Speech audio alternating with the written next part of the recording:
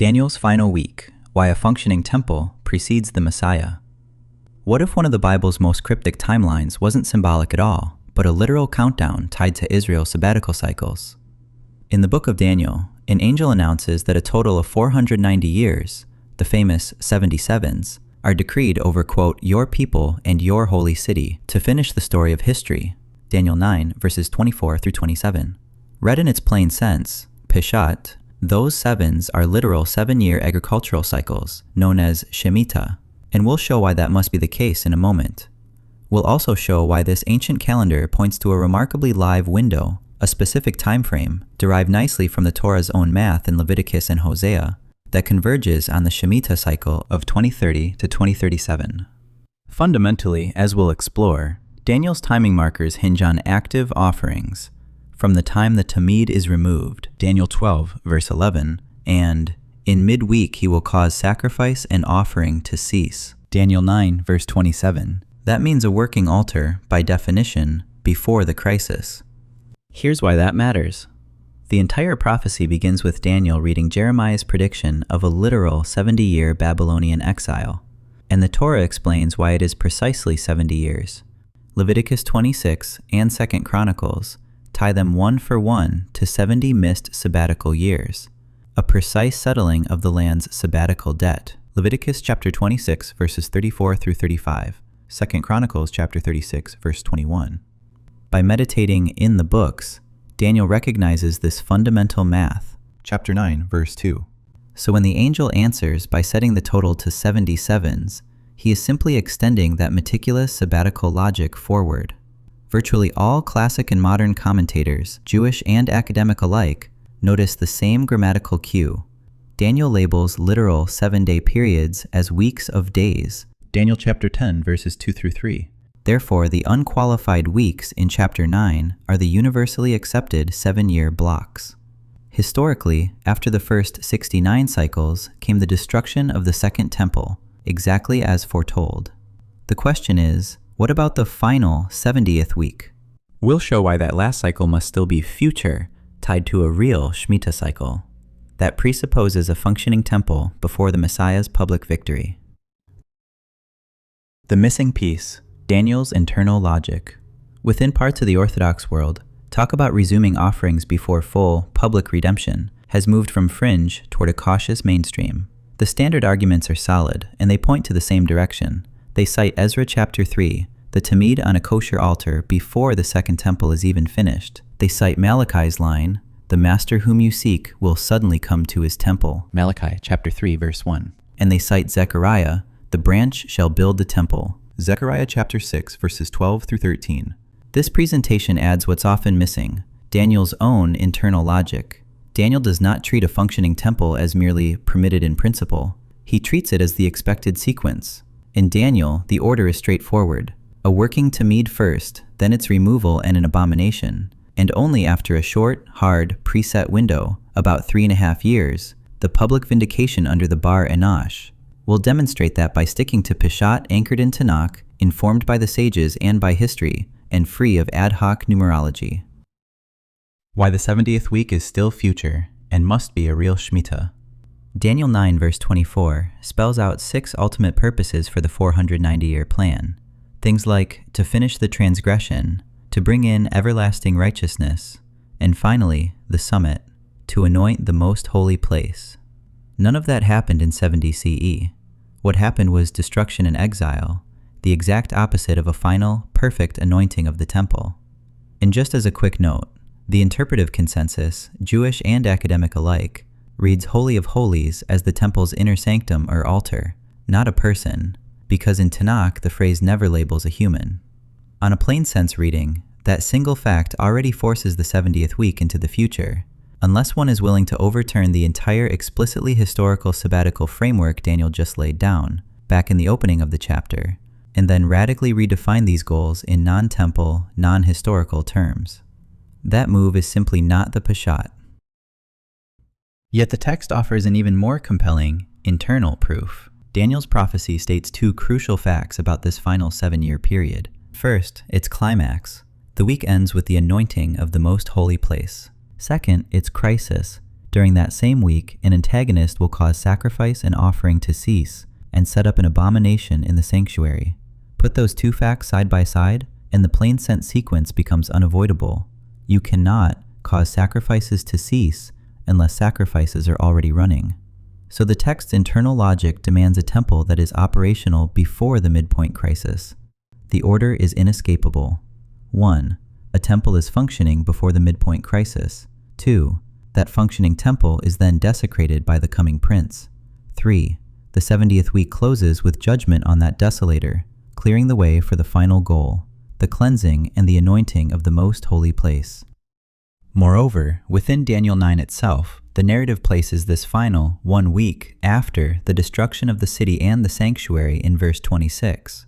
Only once the people of the prince who is to come have raised the second temple does verse 27 unfold the last covenant, the cessation of sacrifice, and the installation of an abomination inside the sanctuary. When read in the chronological order the text itself presents, the chapter looks clean past 70 CE. The 70th week remains future. In the same chapter, the second temple is foretold as destroyed, not anointed, and none of the 6 objectives laid out in verse 24 came to fruition in 70 CE. Therefore, the temple that is first desecrated midweek then receives its final Messianic anointing at the week's close, must be a future third temple. Furthermore, Daniel 12 locks this timeline to the absolute end. An angel swears by him who lives forever, verse 7, that the 3.5-year crisis, a time, times, and half a time, is the final stretch, and it is immediately followed by the resurrection. That oath formula is rare, deliberate, and maximal.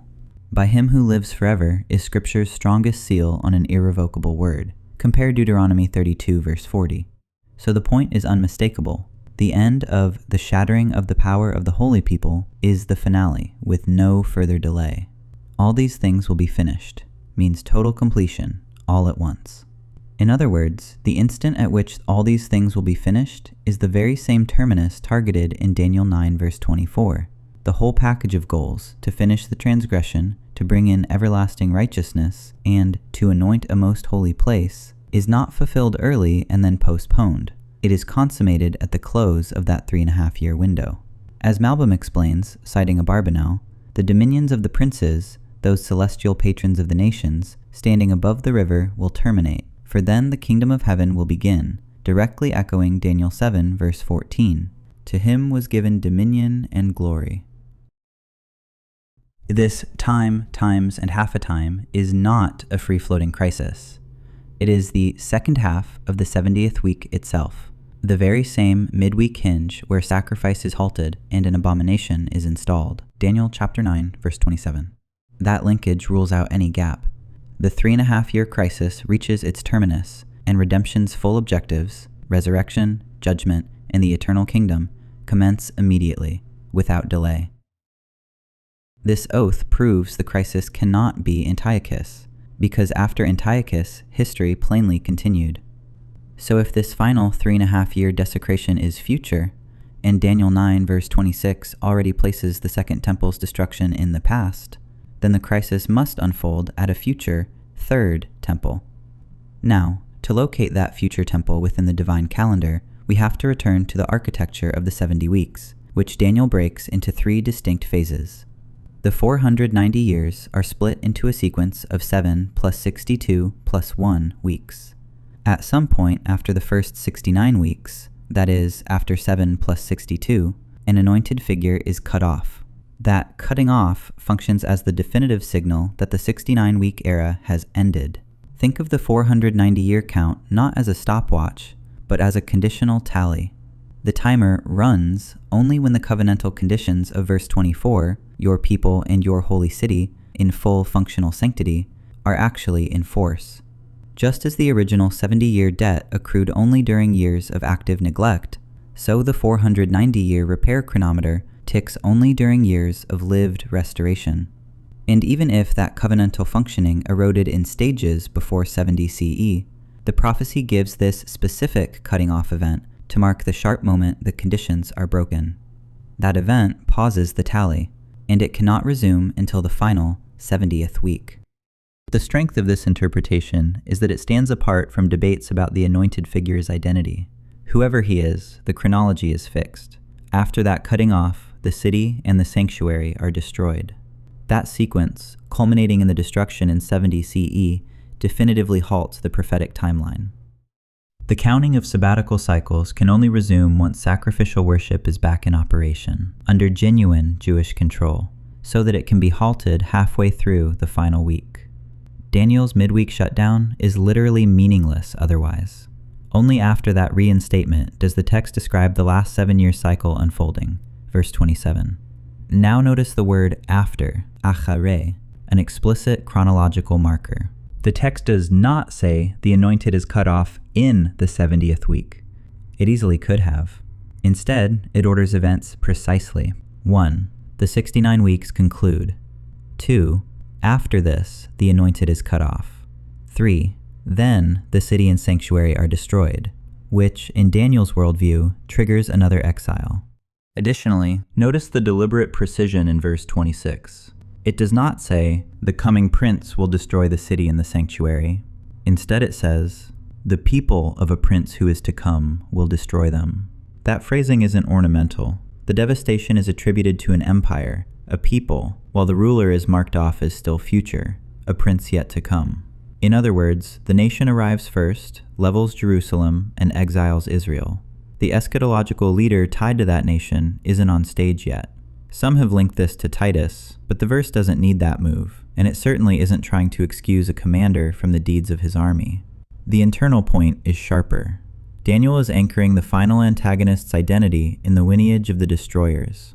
His people destroy the Second Temple in 70 CE. He, however, only emerges afterwards to strengthen a covenant in verse 27, to halt the Tamid midweek, and to install the abomination. And that coming prince is not a random new figure. It is the same end-time ruler already seen in Daniel 7 as the little horn. Once you read verse 26 and 27 together, the implication is unavoidable. The sabbatical count cannot run straight through the Second Temple's collapse. The text itself forces a pause, until Jerusalem is restored and a functioning temple returns, at which point the future 70th week can finally begin. That ordered sequence creates a textually required indeterminate gap. The 70th week, described in the very next verse, includes events, like halting a sacrifice, that cannot happen immediately after a temple has been obliterated. So the chapter necessarily presupposes an unstated interval of exile, regathering, and restoration between the destruction event and the covenant event. And this gap is not an anomaly. It is entirely consistent with the sabbatical pattern. The prophetic count is not a continuously running stopwatch. It is conditional. Daniel's architecture is 490 to 70 to 490, and the first 490 years were not perfectly contiguous. Israel accumulated its 70 missed Shemitah cycles across spurts of repentance and relapse, not one long, unbroken block of sin. So it's no surprise that the final 490 years are also conditional. The cycles accrue only when your people and your holy city are actually functioning in that role, as signaled by the phrase, to restore and build Jerusalem. Gabriel's clause, decreed upon your people and your holy city, frames the tally the same way. It runs only when Amcha ve'ir Kodshecha are in full covenantal Torah-observant mode. Accordingly, the destruction in 70 CE ends them both. The people go into exile, and the city ceases to be functionally holy. Just like the original sabbatical debt accrued incrementally, Daniel's timeline tracks spiritual reality, not mere geography. It counts only when Jerusalem is covenantally restored to its purpose. And that leaves room for a post-exile ramp before rectification cycles begin. We see the precedent in Ezra and Nehemiah. The authorization to restore Jerusalem comes in multiple stages, multiple words, multiple start signals, which implies the sabbatical accrual can begin even years after the exile formally ends. Crucially, Daniel's start gun is not bricks alone. It is a legal and spiritual reinstatement, from the going forth of the word to restore and build Jerusalem. Isaiah makes the same point with juridical clarity. To restore is first a matter of courts, law, and worship, and only afterward of architecture. Isaiah chapter 1, verse 26. This is critical. The scheme is tied to functional sanctity, law, judges, altar, not just masonry. If it starts only when legal spiritual restoration begins, it must pause when that same functional reality collapses. The pause between week 69 and week 70 is simply one instance of a broader pattern of prophetic pauses, past, present, and future. And Daniel isn't unique here. Hebrew prophecy often skips time. Ezekiel, for instance, races from regathering straight into renewal, and only later reveals a silent gap before the final invasion arc. Daniel's leap from week 69 to week 70 follows that same prophetic grammar. Likewise, Daniel chapters 7 and 12 place the final 3.5 years at history's edge, right before the Fourth Empire's collapse and the saints' rule. One more necessary correction. To compress history via Seder Olam Rabbah, a 2nd century rabbinic chronology, so that the span from 586 BCE to 70 CE fits 490 years, you have to shrink the Persian period to roughly 34 years instead of well over 200. That maneuver manufactures on the order of 165 to 170 missing years. It's an after-the-fact harmonization resting on Seder Olam's compressed timeline, one that clashes with independent evidence and with the Tanakh's own Persian king sequence in Ezra-Nehemiah. So rejecting the compression isn't cherry-picking, it's adopting the rigorous, plain-sense approach of some prominent Rishonim, Ibn Ezra, Rashbam, and others, who consistently privilege contextual meaning and historical reality over midrashic shortcuts. Several major Rishonim preserve a Peshat path that allows a long Persian era. Tosafot on Rosh Hashanah 3b, the Ritva, Baal HaMaor, Tosafot HaRosh, and Ibn Ezra on Daniel chapter 11 verse 2. There's also a tight linguistic cue inside Daniel itself. In biblical Hebrew, when a word goes out, it signals a new official announcement or authorization. Daniel 9 echoes that motif. As Daniel prays, a word goes out, and Gabriel arrives to launch the 70 weeks count, an intratextual echo that signals a new start gun rather than a retroactive one. Gabriel's stated aim is to give Daniel insight and understanding about what follows, not to re-narrate elapsed time. The Maccabean template as deliberate foreshadowing and echo. This future orientation is reinforced by Daniel's own use of pattern and echo. Antiochus is the prototype, the end-time tyrant is the fulfillment. Both start small, a little horn, then swell into domineering power. Both blaspheme, seduce through flattery, and persecute Torah keepers, the holy ones. Both strike the calendar and the cult. They change times and law, halt the Tamid, and set an abomination.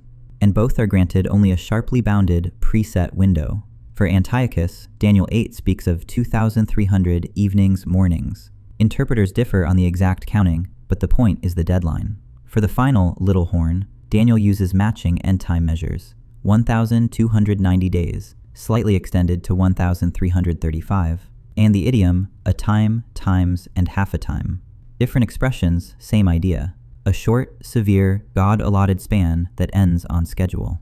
The Tamid is halted, the sanctuary is defiled, and after that limited season, the altar is cleansed and partial redemption arrives at Hanukkah.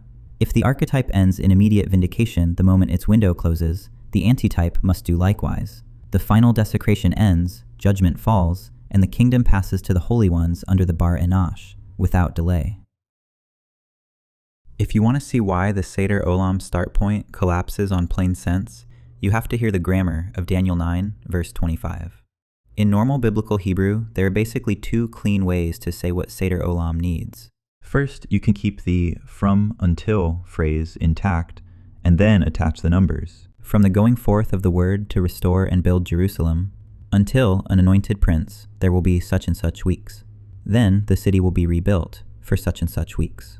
Or second, you can front load the number, but still keep the from until unit whole. Such and such weeks from the going forth of the word to restore and build Jerusalem, until an anointed prince. Such and such weeks the city will be rebuilt. Either way, the sentence stays coherent. But Seder Olam can't read it that way. It's forced into a third hybrid structure. From the going forth of the word to restore and build, 7 weeks, and 62 weeks, the city will be rebuilt. It snaps the from until anointed prince phrase in half and glues the second clause onto a number as if it were a new sentence. That kind of midstream syntactic break is not how Hebrew works. And that's only one problem. Another one is that the line, "the city will be rebuilt," has to stretch across 62 sabbatical cycles. 434 years of active rebuilding. That is historically absurd on its face. Some try to dodge that by saying maybe the verb is passive, meaning the city will stand built for that long. But that doesn't remove the strain, it merely lives with it. Biblical Hebrew has straightforward ways to say a city will remain established for X years. It doesn't say will be rebuilt to mean will merely exist. So you're not dealing with one mild awkwardness. You need a near impossible 4-century rebuilding, or a passive reinterpretation that the Hebrew never signals, and a syntactic fracture right in the middle of the sentence. Each move is unlikely. Together, they're crushing. Add the historical compression problem, and the Seder Olam system simply cannot be rescued, neither historically nor linguistically, and therefore not in Peshat. Key evidence that a functioning temple precedes the Messianic enthronement. We've already touched on Ezra chapter 3 and Zechariah chapter 6 in passing. Now we can look more closely at what they, and later sources, quietly assume about a working temple before the final royal enthronement. First, Tanakh itself conveys a temple before crowning pattern.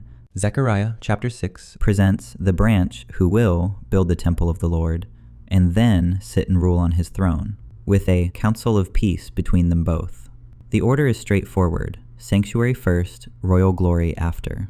Ezra chapter 3 gives a concrete precedent for how that can look in practice. The daily Tamid resumes on a kosher altar months before the second temple building is finished. Sacrificial service can restart even while the structure is still incomplete. Malachi chapter 3 verse 1 adds another key piece. And suddenly the Lord whom you seek will come to his temple. The temple is already there, already operating when the decisive arrival happens. Maimonides draws out these implications in halakhic form. In Hilchot Beit HaBechirah, chapter 6, he rules that the site retains its holiness even without a standing building, and that certain communal offerings, like the Korban Pesach, can still be brought under conditions of impurity. In principle, a functioning altar does not require the full architectural package. In Hilchot Melechim, chapter 11, he lists building the temple as one of the concrete deeds by which a would-be Messiah is verified. That presupposes a period in which the temple is present and operational before his reign is universally acknowledged. And in the epistle to Yemen, Maimonides appeals to Malachi's line, "The Lord will suddenly come to his temple," to argue that the true Messiah will first appear in the land of Israel and at the temple, not as a wonder worker who never sets foot there. Second Temple witnesses to a working temple before final redemption. Early Jewish readers, living before 70 CE, already expected a restored sanctuary to be functioning prior to the last deliverance. The Qumran text, often called Florilegium, speaks of a future house God will establish in the latter days, a kind of temple of man where thank offerings are brought. Its interpretation assumes sacrifices are already active in the final drama. Tobit chapter 14 likewise foresees another sanctuary that exists before its ultimate glorification. The house is rebuilt, though not like the former, until the appointed times are complete, and only then is Jerusalem raised to full, eternal glory. Temple standing first, age completion afterward. First Enoch anticipates a new house greater than the first, an eschatological sanctuary that is present as judgment and renewal unfold.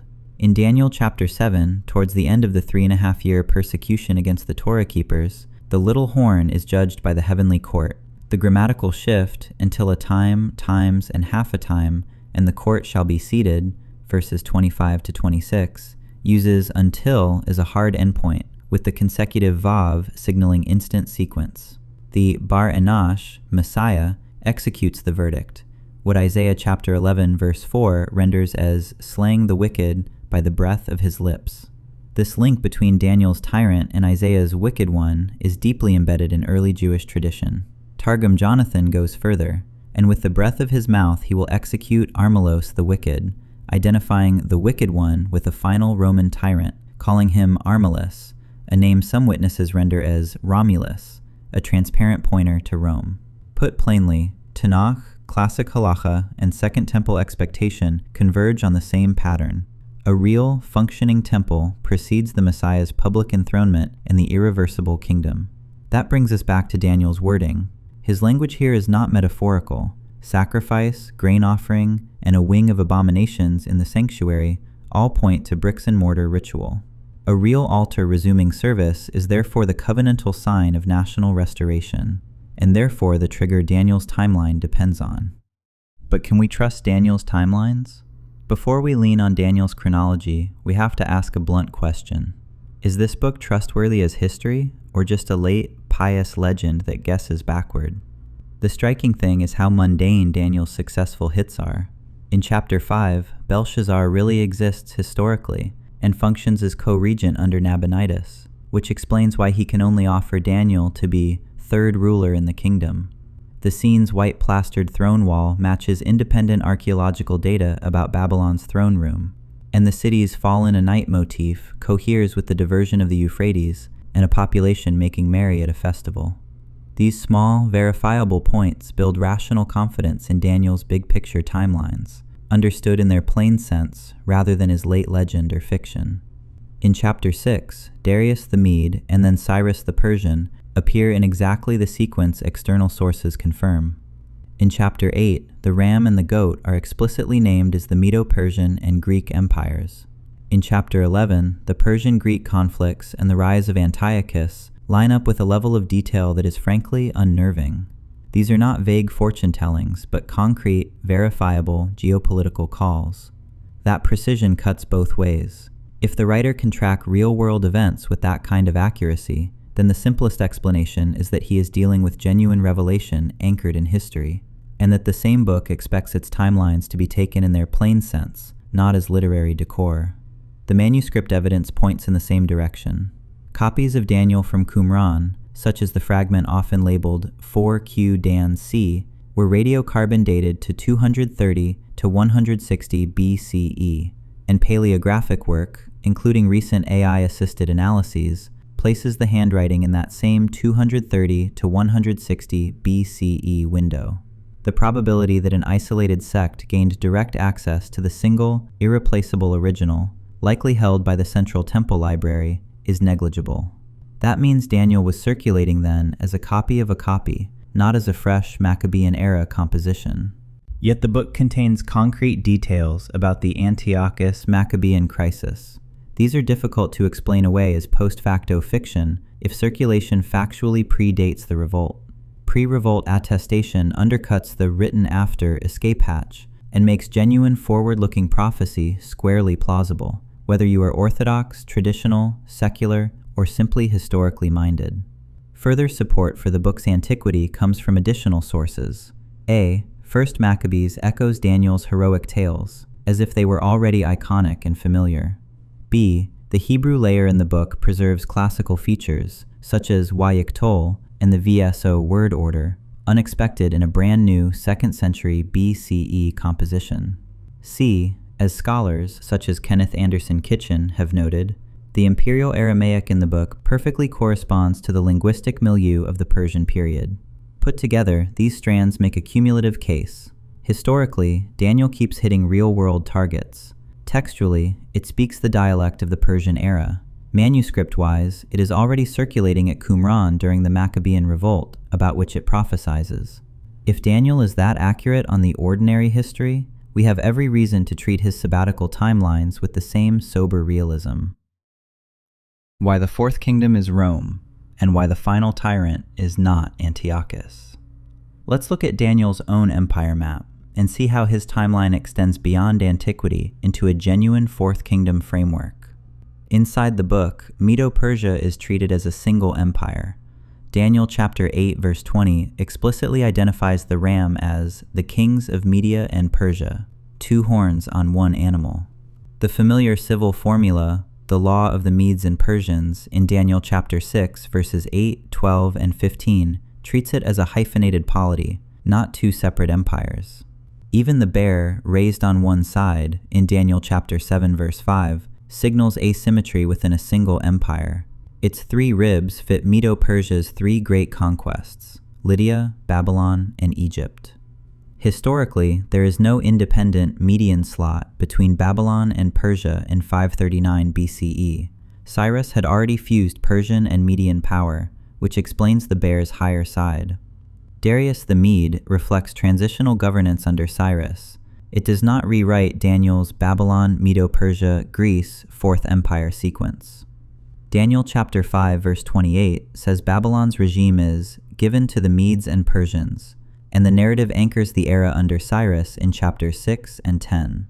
To argue otherwise, that Media is a separate kingdom between Babylon and Persia, so that Greece can be made the fourth, means forcing a reading that directly contradicts Daniel's own explicit identifications, like Media and Persia as a single ram in chapter 8.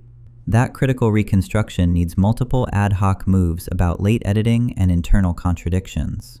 By contrast, the traditional schema, Babylon, Medo-Persia, Greece, Rome, lets the entire book read cleanly on its own terms, making it the simpler and far more plausible Peshat by good old Occam's razor.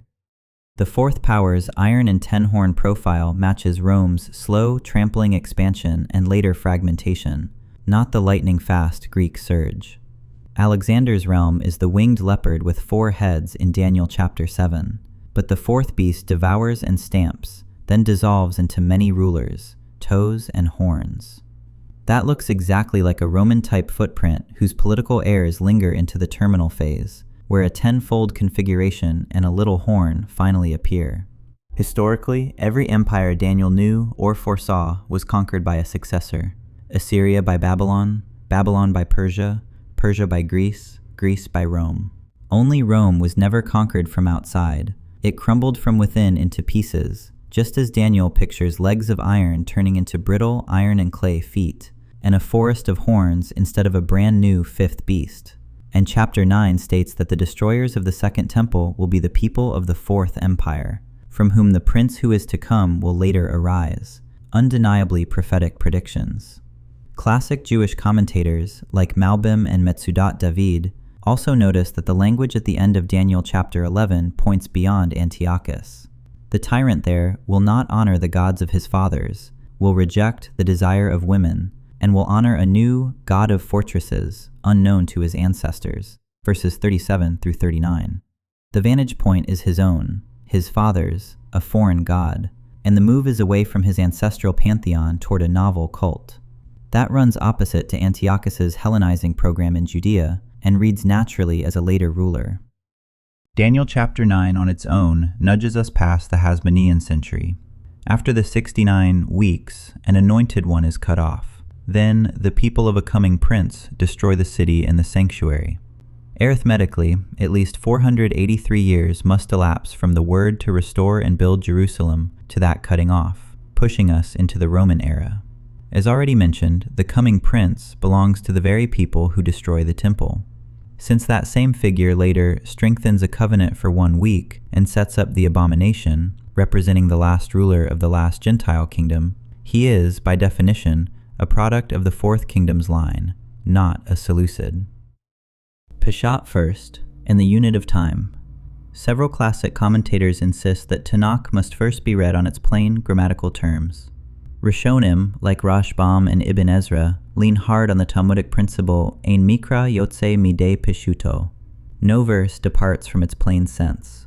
They carefully distinguish halakha from exegesis. Halakhic authority can rest on midrash, but interpretation itself must follow the straightforward, contextual, grammatical meaning of the words, even when that clashes with familiar midrashic readings.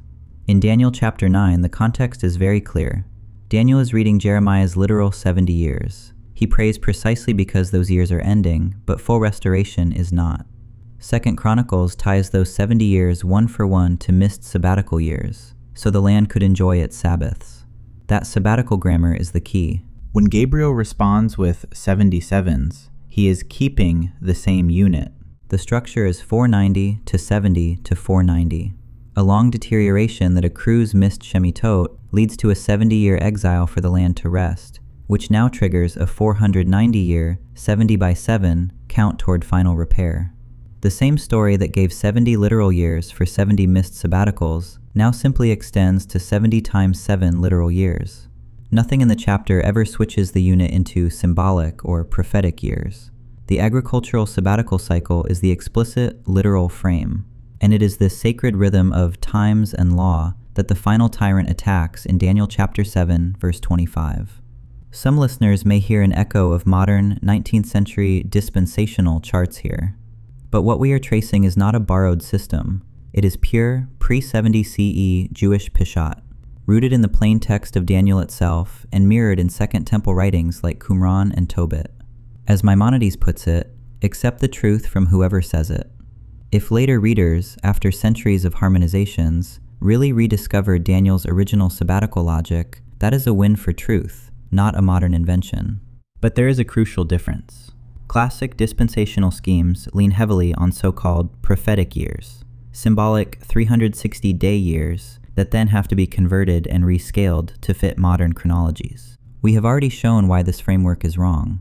We are not tweaking modern interpretations. We are going back behind them to the literal sabbatical years Daniel recounts as originally defined in the Torah. The functional collapse before 70 CE. Second Temple sources show the inverse logic on the way down. Some decades before 70 CE, the Sanhedrin was exiled from the chamber of hewn stone, the Lishkat Hagazit, and ceased to try capital cases because rampant murders had overwhelmed the court's ability to function judicially. That's preserved in Tractate Sanhedrin, page 41a. Tractate Yoma, page 39b, records a series of ominous signs. The scarlet thread on the goat stopped turning white, the lots no longer fell favorably, and the temple service itself seemed out of joint.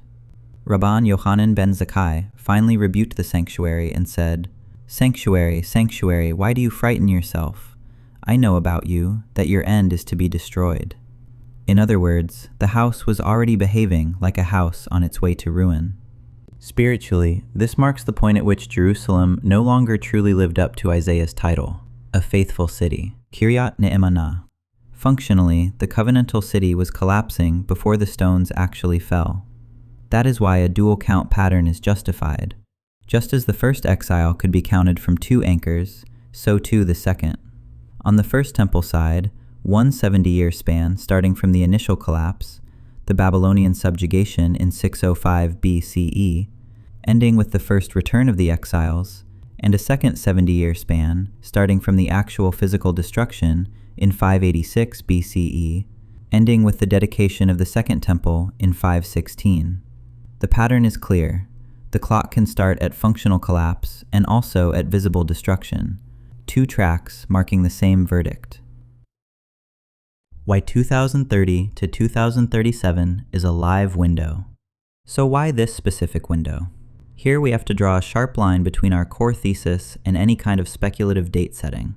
The core claim is simply that Daniel demands a real, functioning temple as the final week unfolds, before the ultimate redemption. The timing we are about to sketch is a possible window for that scenario, among other possibilities. Speculation rather than a stamped prediction. Leviticus chapter 26 supplies the first clue. The same chapter that explains the original 70-year exile as a sabbatical payback also threatens to multiply the discipline 7 times if Israel remains hardened. That language appears 4 times in the chapter, like 4 rungs on an escalated judgment ladder.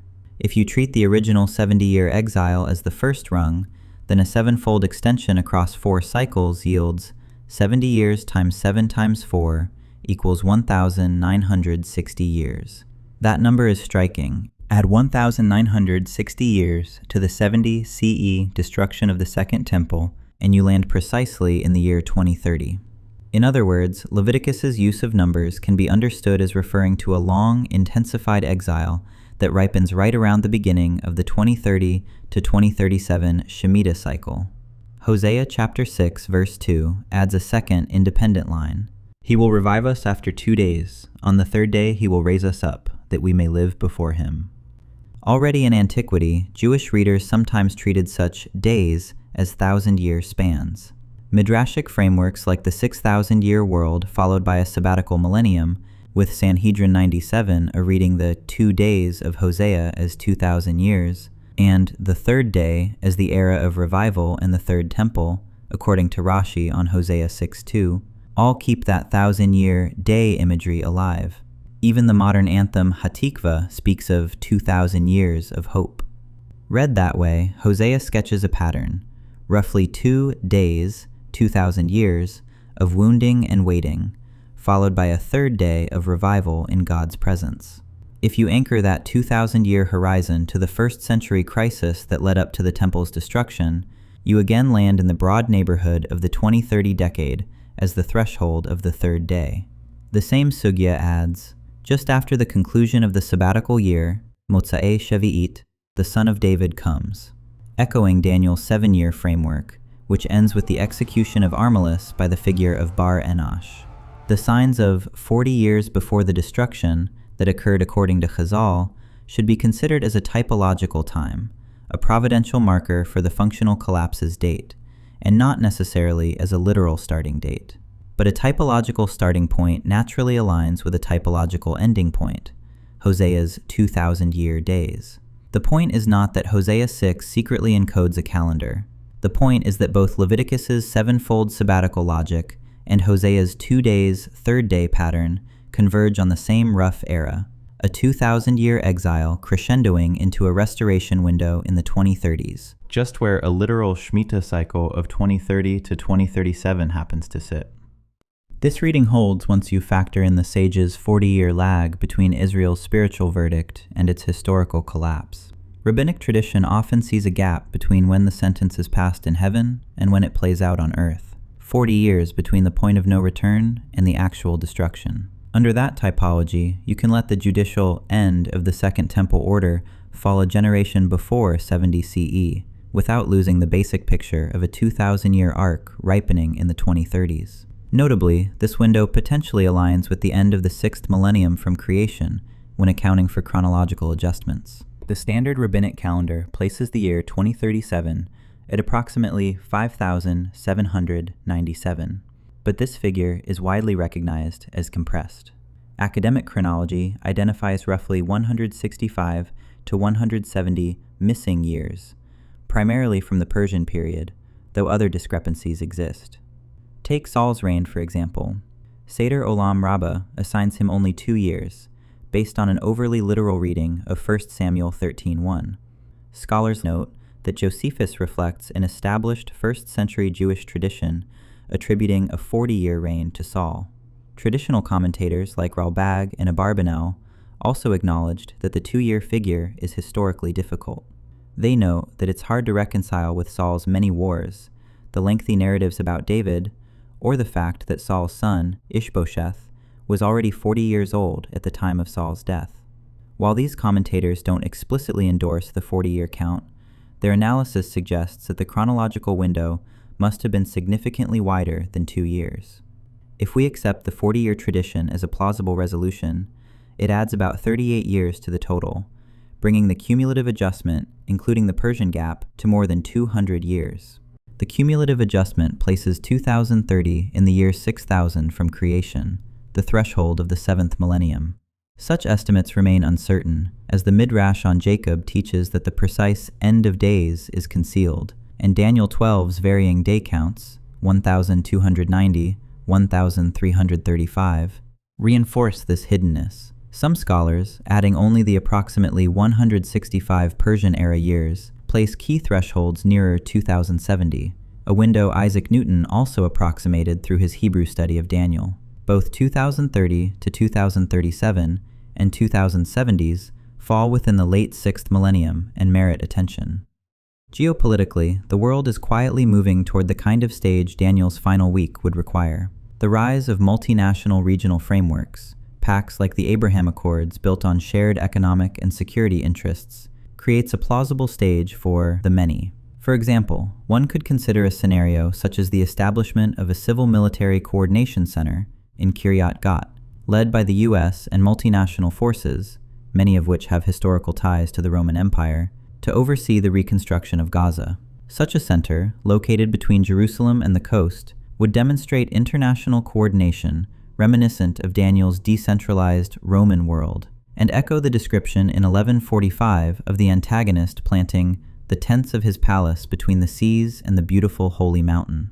Long horizon projects, for example, multi-state economic corridors, for example, the India, Middle East, Europe economic corridor, large-scale reconstruction plans, and energy export protection, show how an economic security umbrella with Israel as a pivotal hub could be strengthened into a 7-year framework formalizing cooperative management of holy sites, the sort of technical governance that could permit a kosher altar and tamid under agreed protocols. The point is feasibility, not prediction. Daniel's Peshat assumes permissions and protocols, and multinational frameworks are the realistic venue for those today.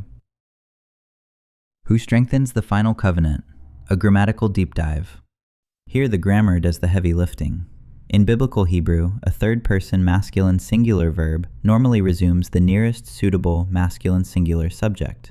So in Daniel 9, verses 26 and 27, the natural antecedent of "he will strengthen" is the prince who is to come, not the earlier anointed prince.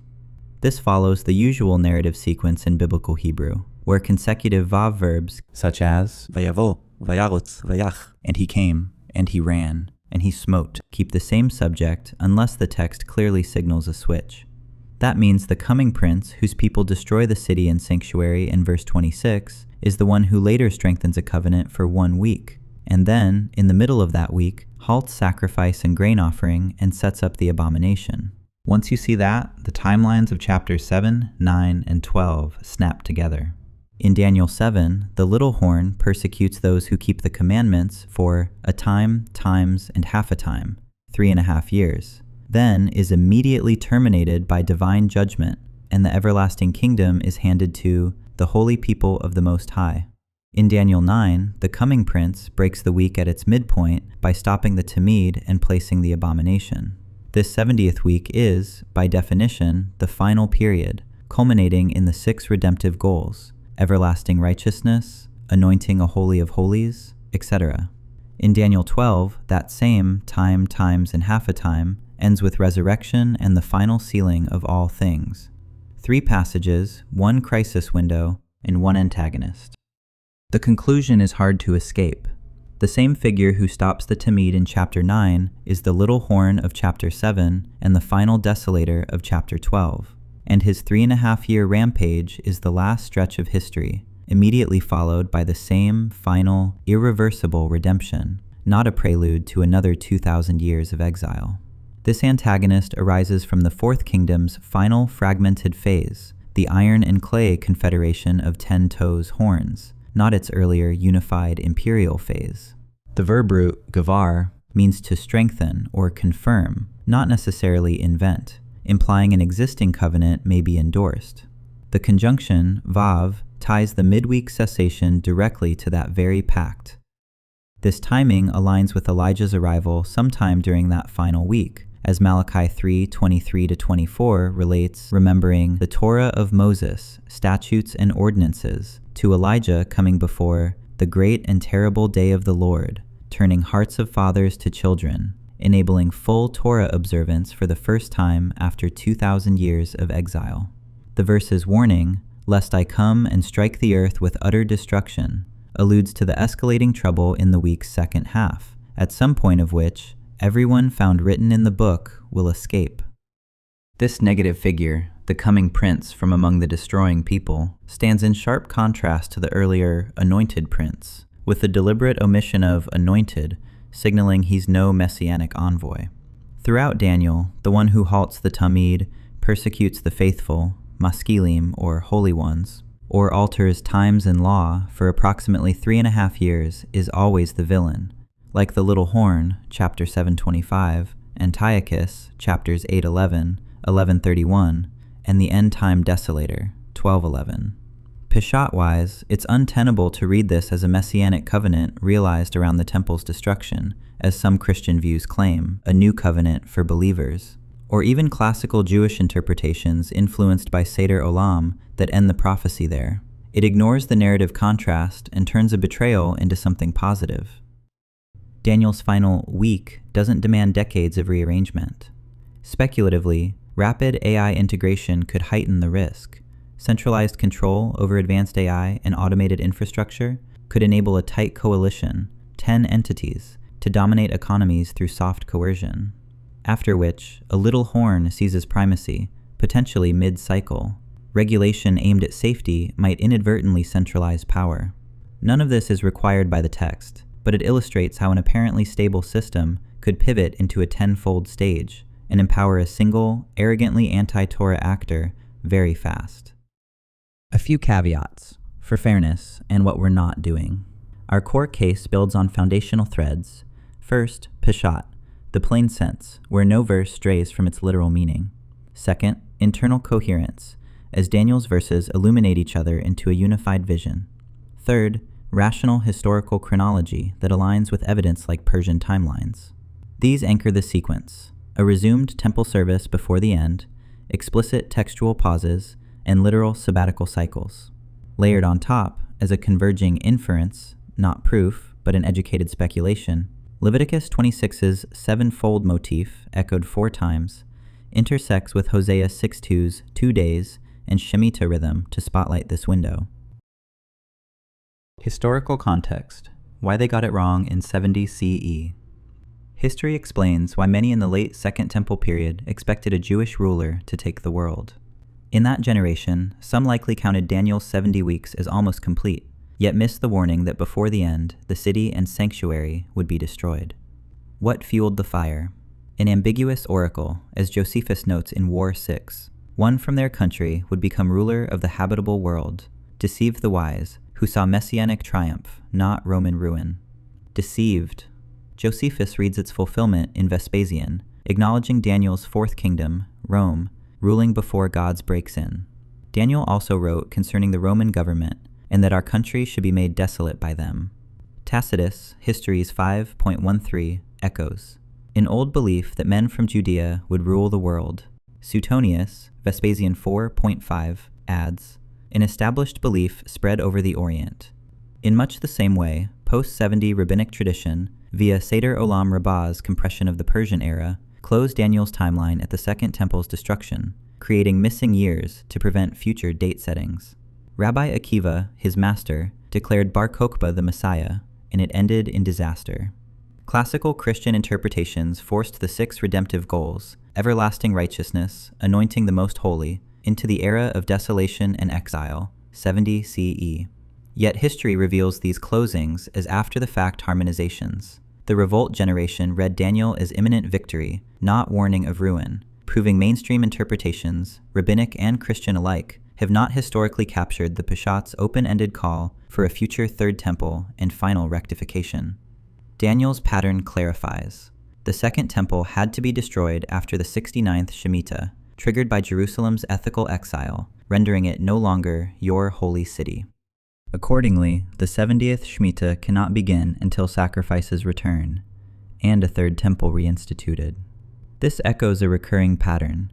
The prophecy's deeper edge often fades from the majority's sight, for understandable reasons, much like in 70 CE when the oracle's promise of dominion overshadowed its prelude of destruction. Perhaps it's providential.